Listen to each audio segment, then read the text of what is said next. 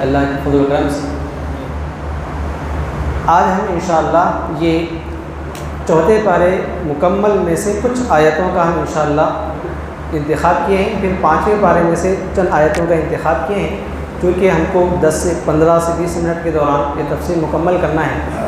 تو چند ہم ایسی آیتیں انتخاب کیے ہیں جو ہمارے لیے انتہائی سبق آمیز، ہماری زندگیوں میں تبدیلی کرنے والی، ویسے تو قرآن کی ہر آیت میں وہ اثر ہے، ہم انشاءاللہ چند آیتوں کی تفسیر آپ کی خدمت میں پیش کریں گے۔ اللہ رب العزت نے جو چوتھے پارے کے آغاز میں ارشاد فرمایا وہ بہت پیاری بات ہے۔ اللہ کا فرمان ہے لا تنالوا البر حتى تنفقوا مما تحبون۔ اس کا مطلب یہ ہے کہ تم اس وقت تک نیکی حاصل نہیں کر سکتے جب تک کہ اپنی محبوب ترین چیز کو اللہ کی راہ میں قربان نہ کر ڈالو، یعنی سب سے زیادہ چہیتی چیز کو جب تک اللہ کے لیے تم پیش نہیں کریں گے اس وقت تک تم نیکوکار نہیں بن سکتے۔ مثال کے طور پر ایک آدمی پیسے والا ہے، دولت مند ہے، پیسہ اس کے لیے سب کچھ ہے، اب اللہ کے لیے غریب کو دینے کی ضرورت آئی، اللہ کے لیے کسی مسجد کو دینے کی ضرورت پیش آئی، کسی ادارے کو دینے کی ضرورت پیش آئی، کسی یتیم کی خدمت کرنے کے لیے پیسے دینے کی ضرورت پیش آئی۔ اب اس کا دل پیسے دینے کے لیے مائل نہیں ہو رہا ہے، پیسے دینے کے لیے ہاتھ نہیں بڑھ رہا ہے، اور وہ چاہ رہا ہے کہ میں بڑا نیکوکار بن جاؤں، تو اللہ فرماتے ہیں جب تک اپنی محبوب ترین چیز کو اللہ کے لیے قربان نہ کر ڈالو اس وقت تک تمہارا نام اللہ کی فہرست میں نیکوکاروں میں نہیں ہو سکتا۔ قرآن کی جب یہ آیت نازل ہوئی کہ تم اس وقت تک نیک نہیں بن سکتے، نیکی کو حاصل نہیں کر سکتے جب تک کہ اپنی سب سے زیادہ چہیتی چیز کو اللہ کی راہ میں پیش نہ کرو، تو ایک صحابی نے جو ہی آیت سنی تو انہوں نے پورا باغ اللہ کے لیے صدقہ کر دیا، اپنا پورا باغ۔ انہوں نے کہا کہ میرے پاس اس وقت سب سے پیارا اگر میری کوئی چیز ہے تو میرا یہ باغ ہے، اس باغ کو میں اللہ کے لیے غریبوں میں تقسیم کر دینا چاہتا ہوں، غریب لوگ اس سے فائدہ اٹھائیں۔ تو آج ہمارے پاس فنکشن ہوتا ہے، پارٹیز ہوتی ہیں، اس وقت اس فنکشن میں وقت بتانا بہت اہم ہوتا ہے۔ اس وقت مسجد سے حی علی الصلاۃ کی صدا آتی ہے، حی علی الفلاح کی صدا آتی ہے، اس وقت کو چھوڑ کر مسجد کو آنا یہ بہت کٹھن بات ہوتی ہے۔ اس کو جب تک ہم نہ کریں ہمارا شمار نیکوکاروں میں نہیں ہو سکتا۔ نیند ایک ایسا وقت ہے، صبح کا وقت، اس وقت نماز کو جانا تھوڑا سا مشکل ہو جاتا ہے، لیکن جب تک اس نیند کو قربان نہیں کریں گے اس وقت تک ہمارا شمار نیکوکار لوگوں کی فہرست میں نہیں ہو سکتا۔ تو اللہ نے فرمایا کہ اگر تم نیکوکار بننا چاہتے ہو، نیک انسان بننا چاہتے ہو، تو اپنی محبوب ترین چیز کو اللہ کی راہ میں قربان کرو، تبھی فہرست میں تمہارا نام آ جائے گا۔ اس میں اللہ رب العزت نے بہت یہ شاندار بات بیان فرمائی مسلمانوں کے لیے کہ مسلمان اگر اللہ کو خوش کرنا چاہتا ہے تو اپنی محبوب ترین چیز کو اللہ کے لیے قربان کرنے کی عادت ڈالے۔ اس کے بعد کعبۃ اللہ کی عظمت بتائی گئی کہ ان اول بیت وضع للناس للذی ببکہ، کہ سب سے پہلا گھر جو اللہ کی عبادت کے لیے بنایا گیا ہے وہ کعبۃ اللہ ہے۔ کعبۃ اللہ یہ سب سے پہلا عبادت خانہ ہے، بلکہ دنیا میں ہر طرف پہلے پانی تھا، سب سے پہلی کوئی زمین ابھر کر آئی تو وہ کعبۃ اللہ کی زمین، اور وہ شہر مکہ ہے جو دنیا میں پہلے زمین اس کی باہر آئی، اس کے بعد وہ پھیلتے پھیلتے دنیا میں زمین کا خطہ بڑھا، ورنہ پوری دنیا میں پانی تھا۔ اللہ رب العزت فرماتا ہے کہ جو لوگ صاحب استطاعت ہیں، اللہ نے جنہیں مال دیا ہے، پیسہ دیا ہے، ان پر اس کعبۃ اللہ کا حج کرنا فرض ہے۔ اگر کوئی مال و دولت رہنے کے باوجود، پیسہ رکھنے کے باوجود کعبے کا حج نہیں کریں گے تو اللہ کے نبی فرماتے ہیں چاہے وہ یہودی ہو کر مرے یا نصرانی ہو کر مرے، یعنی ایسا آدمی کہ پیسہ ہے، لٹا رہے ہیں، خوب بلڈنگیں بنا رہے ہیں، بلڈنگس بن رہے ہیں، لیکن اللہ کے گھر کو جانے کے لیے دل مائل نہیں ہے، تو ایسے آدمی کا دل اللہ کے ساتھ کچھ بھی لگا ہوا نہیں ہے۔ اب ایسا آدمی یہودی بھی ہو کے مر سکتا ہے، نصرانی ہو کے بھی مر سکتا ہے، یعنی یہ اللہ کی حفاظت میں نہیں رہتا۔ تو کعبۃ اللہ کی حج کی اس میں اہمیت بتائی گئی۔ پھر اس کے بعد اس بارے میں مسلمانوں کو ایک بہت بڑا سبق دیا گیا ہے، ایک بہت بڑی تعلیم دی گئی ہے کہ وَاعْتَصِمُوا بِحَبْلِ اللَّهِ جَمِيعًا وَلَا تَفَرَّقُوا، کہ اللہ کی رسی کو مضبوطی سے تھامے رہو اور آپس میں ٹکڑے ٹکڑے نہ ہو جاؤ۔ تفریقہ بندی مت کرو، گروپ بندی مت کرو، اللہ کی رسی کو مضبوطی سے تھام لو۔ یہ اللہ کی رسی کیا ہے؟ اللہ کی رسی سے مراد قرآن مجید ہے، یا اللہ کی رسی سے مراد اسلام ہے۔ اسلام کو یا قرآن مجید کو مضبوطی سے تھامو، آپس میں ٹکڑے ٹکڑے نہ ہو جاؤ، اس لیے کہ ایک اور مقام پہ اللہ فرماتا ہے جب جب مسلم قوم ٹکڑوں میں بچ جائے گی، اس قوم کا رعب اور دبدبہ دنیا سے نکل جائے گا۔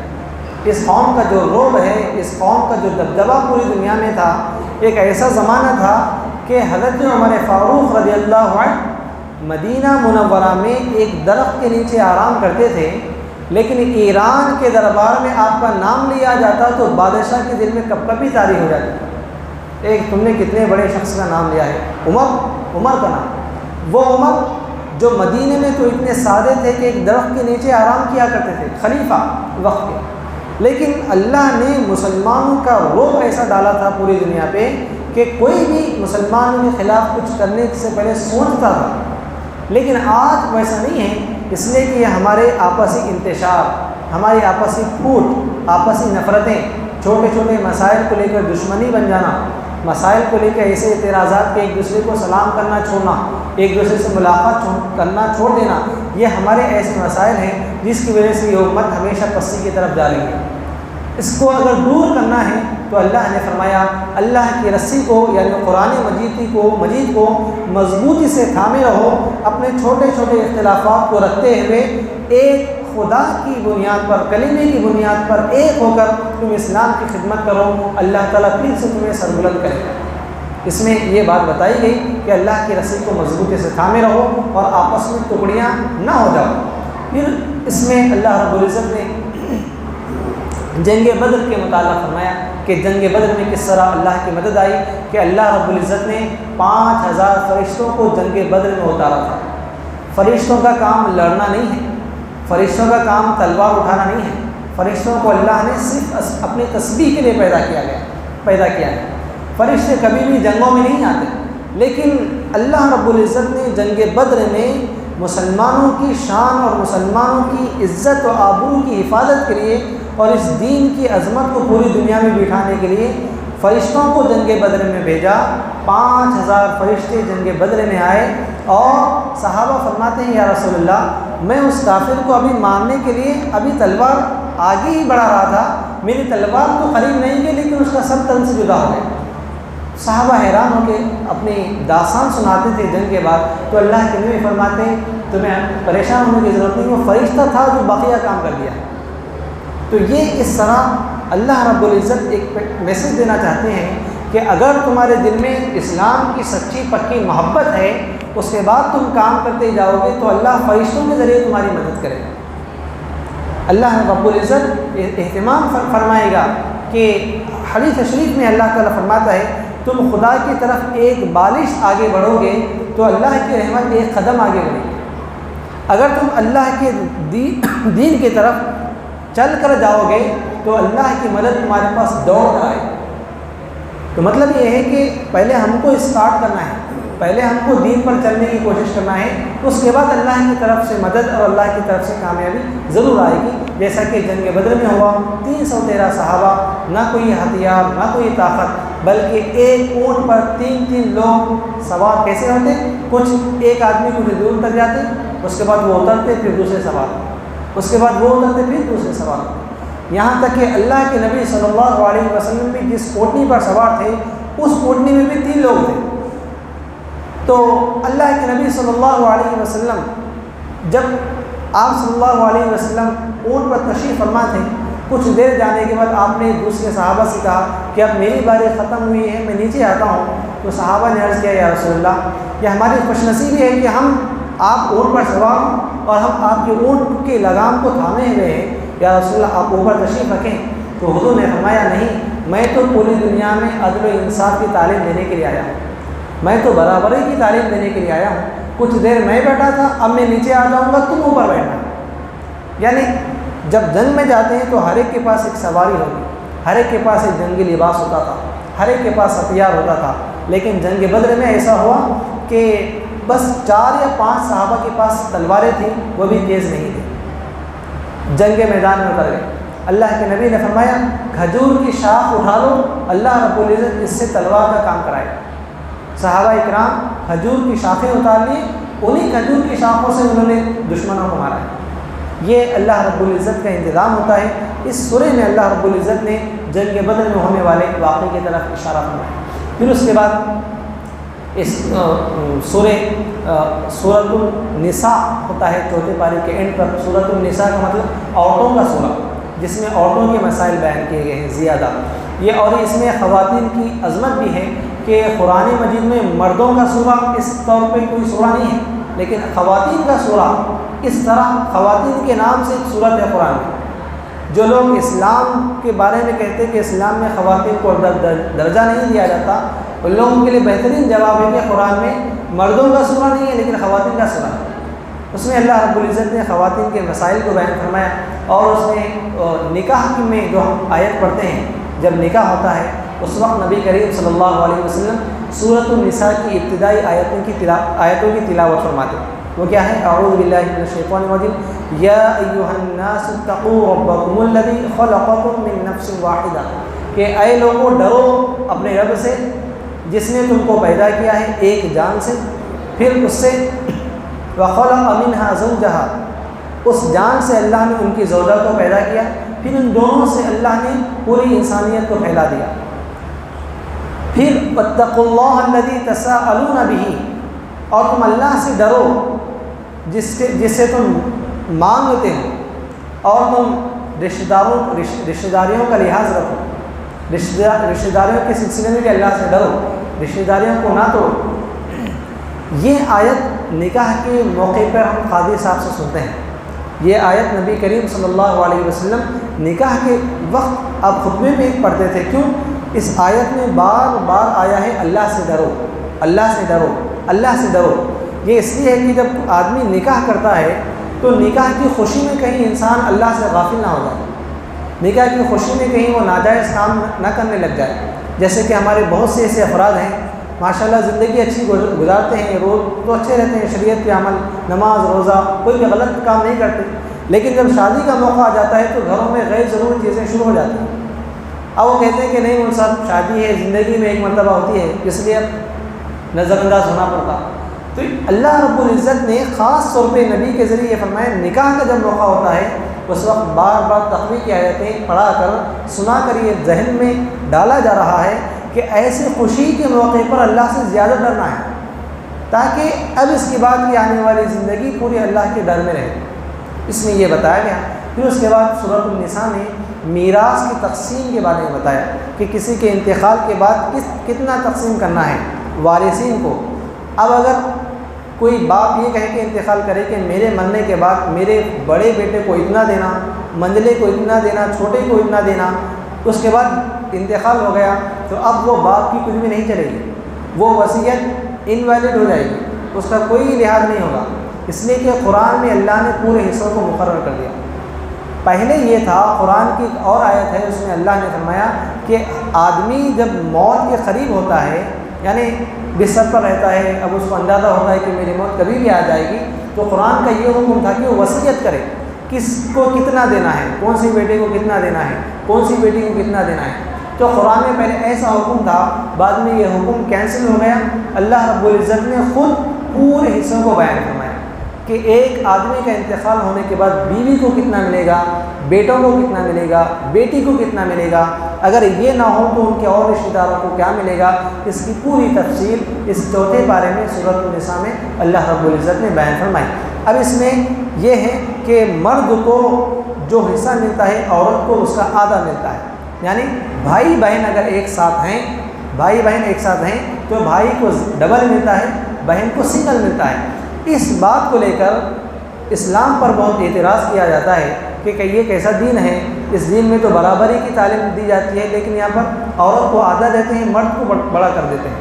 تو بات ذہن میں رکھیں، عورت کو جو کم مل رہا ہے یہ ایک ہی صورت میں ہے جب عورت کے ساتھ اس کا بھائی ہو، یعنی ایک شخص کا انتقال ہو، اس شخص کی یوں سمجھے کہ ایک بیٹا ہے ایک بیٹی ہے، تو دونوں کیا ہوئے بھائی بہن۔